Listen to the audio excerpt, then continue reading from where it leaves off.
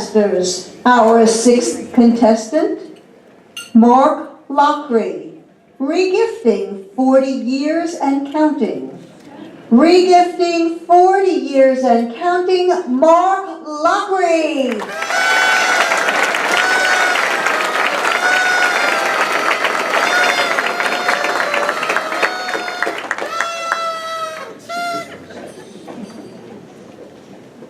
Every day, thousands and thousands of people become victims of regifting.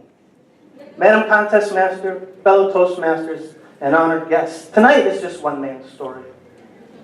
Recently, my family and I went to Wisconsin to see some friends of ours. And while we were there, the husband came up to me complaining about a gift he had received. So I asked him to show it to me. And he pulled out an old brown t-shirt that had two words on it: Hanukkah rocks. And I said, what was wrong with the shirt? He said, Mark, first of all, it's 2 sizes too small. And second of all, I'm not Jewish. I said, it's okay, Chris, you're just a victim of regifting. And he said, regifting, what's that? So I explained to him, well, if you have something around your house that you don't want anymore, or if you get a gift that you don't like, you just wrap it up and give it to somebody else maybe who you don't like. And that's a regift. Now, as the drive back from Wisconsin to Florida was over 20 hours, I had a lot of time to think about things. And at one point, I remembered Chris and his Hanukkah shirt, and I kind of laughed at the fact that he got regifted. And then I started to remember some of the awesome gifts that I received growing up. One year, my older brother John got this very cool G.I. Joe. And I wanted to have a G.I. Joe too. So I went to my dad and I said, Dad, can I have a G.I. Joe like that? And he said, Mark, just be patient, and maybe in a year or two you might get one.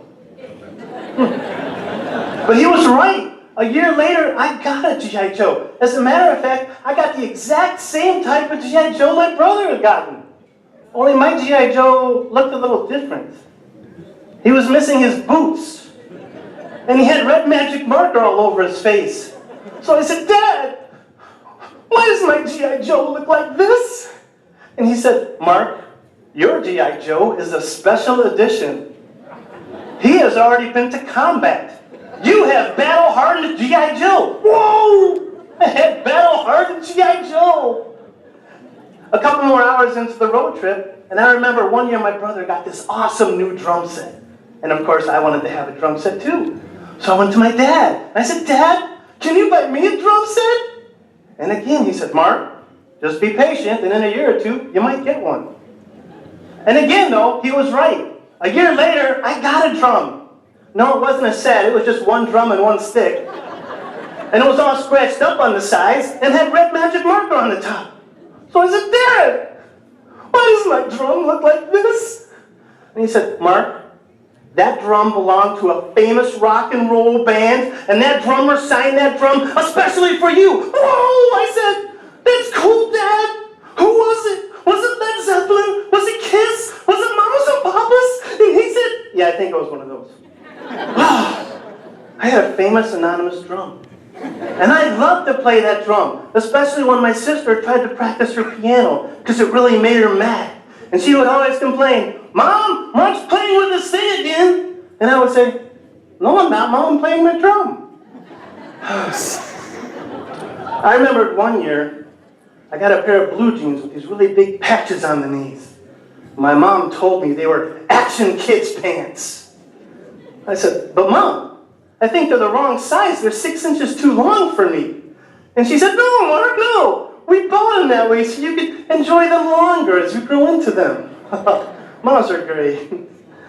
Now, about 6 more hours into the road trip, I started to put the pieces of this puzzle together. And I thought, wait a minute. There's no such thing as battle-hardened G.I. Joe. I've never known anybody who was anonymously famous before.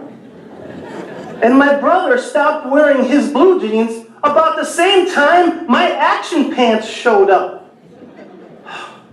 I was devastated. By the time we got home to Florida, I had realized I had been a victim of regifting for over 40 years. As a matter of fact, everything I had ever received in my entire life had already belonged to somebody else first. Even my wife was already married when I met her.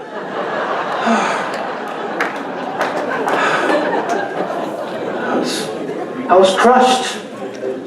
And just when I thought things couldn't get any worse, I flipped open the lid to the suitcase to unpack the clothes. And there, on top of the t-shirts, was Hanukkah Rocks. My friend Chris, the same guy who just 2 days earlier didn't even know what regifting was, had regifted me. So I'm not just a victim, I'm an enabler. Oh, the signs were there, my friends, the whole time, right in front of my face, and I didn't see them. So watch out for these signs. If you ever get a gift, and your parents tell you that it's a special edition, yet it comes wrapped in newspaper, shoved inside of an empty cereal box, that gift is a regift. If you ever get something that was previously owned by somebody really famous, but they refuse to tell you who it was, that gift is a regift.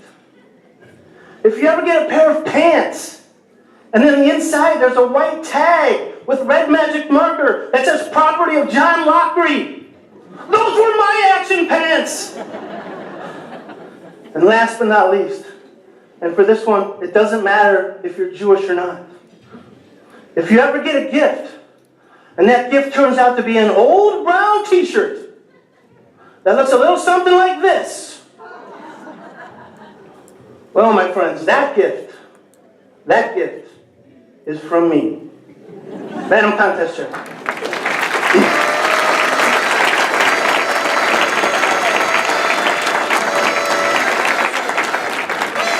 Timers, let's have another minute.